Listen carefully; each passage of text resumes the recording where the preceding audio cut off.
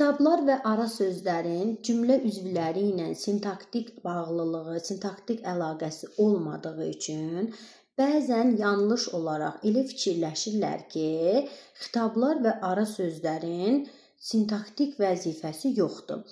Elə xitab və ara söz olması onun sintaktik vəzifəsi olması deməkdir. İkinci məsələ də düzdür, xitabların, ara sözlərinin cümlə üzvlərinin sintaktik əlaqəsi yoxdur. Ancaq xitablar və ara sözlərinin ifadə vasitələrinin özlərinin arasında bir sintaktik əlaqə var. Məsələn, deyirəm ki, mənim əzizim, səninləyəm. Burada mənim əzizim xitabdır da, söz birləşməsi ilə ifadə olunub. Söz birləşməsi ilə ifadə olunubsa, təbii ki, söz birləşməsinin əsas və aslı tərəf arasında bir sintaktik bağlılıq var. Elə buradan da çıxış eləyərək deyə bilərik ki, xitablar və ara sözlərin sintaktik vəzifəsi var.